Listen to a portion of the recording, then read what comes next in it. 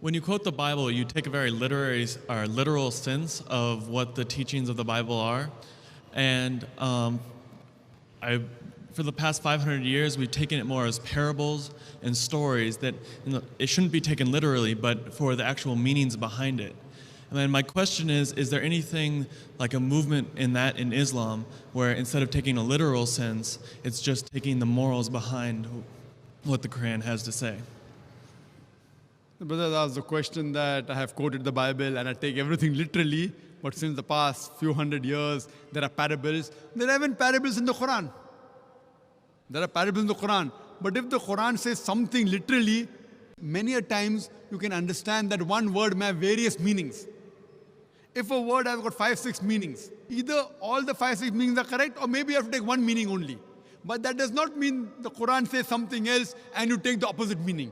There are parables in the Quran also, many parables in the Quran. But that doesn't mean it literally goes against the Quran.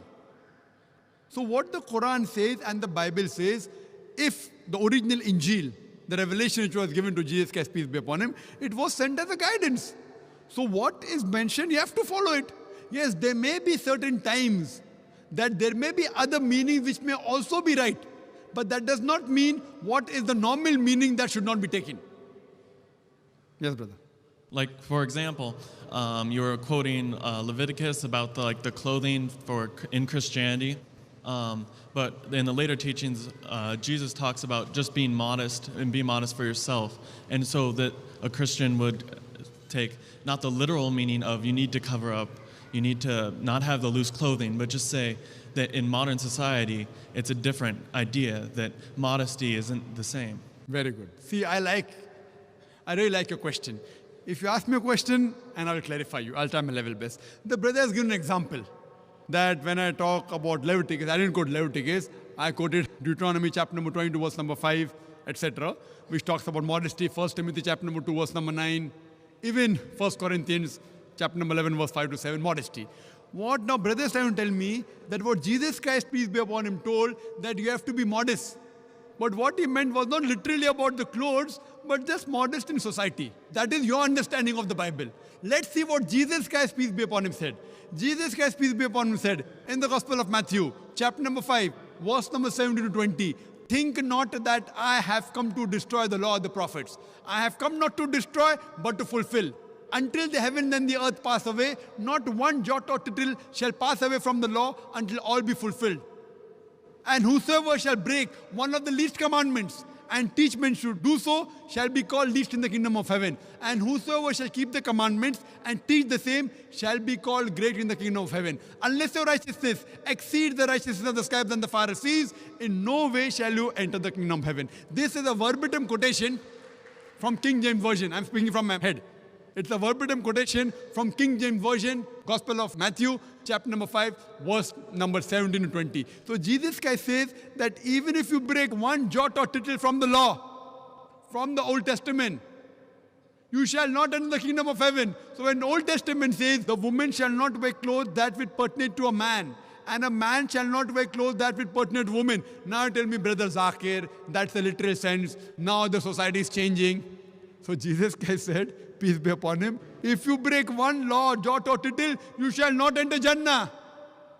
Now, do you mean to say that Jesus Christ, peace be upon him, came to misguide us? Not at all. He clearly said that until the heaven and the earth pass away, not one jot or tittle shall pass away until all be fulfilled. Then later on, the teaching of Paul, St. Paul, who is the self-appointed apostle of Jesus Christ, peace be upon him, he tells us that, see, the law is nailed to the cross. That is his teaching. It's not the teaching of Jesus Christ, peace be upon him. Who do you believe? In Jesus Christ, peace be upon him, or St. Paul? So Jesus Christ, peace be upon him, said that unless your righteousness exceeds the righteousness of the scribes and the Pharisees, unless you are better than the Jews, you shall not enter Jannah. That means everything what is mentioned in the Old Testament, not to have pork, you have to be modest, has to be followed. That's the reason if you go, the nuns, they are dressed up like the Muslimah. Have you seen the photograph of Mother Mary? She is completely covered. Her head is covered. Up to the wrist, up to the ankle. I am sure in future you may have, God knows, Mother Mary may be wearing skirts. That is a later development. But the true photograph, if you analyze, same thing with the nuns. The nuns are properly covered. Why? So in Islam, every Muslimah is a nun. Every Muslimah, in terms of piety, she has to be pious, she has to be modest. So what I'm telling that if Christian means a person who follows the teachings of Jesus Christ, peace be upon him, then we Muslims are more Christian than the Christian themselves. Yes, brother.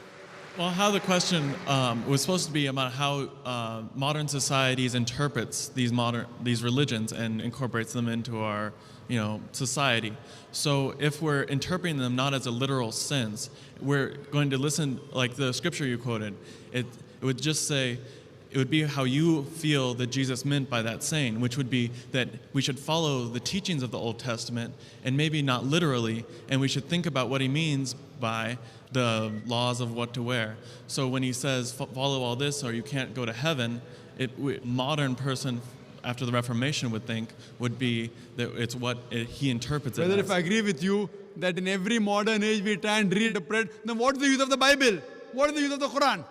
If you're going to reinterpret, keep on reinterpreting into modern age and what the modern society believes, you're going to put the Bible into that shell. So what is the use of the Bible then? Why do you require the Bible?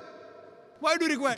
What you can say that if science and technology advance, you can understand the Bible better, understand the Quran better, I've got no objection. But if you tell me depending how the modern society behaves, you have to reinterpret the Quran or the Bible, it is totally nonsense. God is our creator. He knows what is best for us. Do you mean to say that God did not know? You are limiting God. That means you are trying to tell me that God did not know that the society is going to change. If you analyze the Quran, though it was revealed 1400 years ago, you cannot point out a single verse of the Quran which is against modern established science. Do you know that? However much the science has established, however much the science advances, it will never be able to prove even a single verse wrong. Yes, it will be able to give a new dimension. When science advances, maybe we will be able to understand that aspect of Quran better. Today, with our limited knowledge of science, we may not be able to understand certain verses of the Quran. But that does not mean you are giving a new look depending upon how the modern society is developing. Modern society, however much it develops, the law will be the same. The woman should be in hijab. The man should lower his gaze. It's not like Canada. Now a man can marry a man. In Islam, we don't believe in majority. We believe in truth.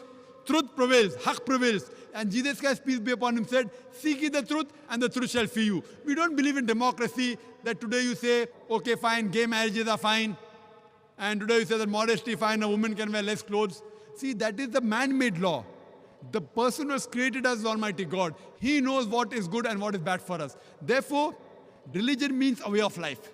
So we follow the guidance given by a creator, then only we'll be on the true path. Hope that answers the question.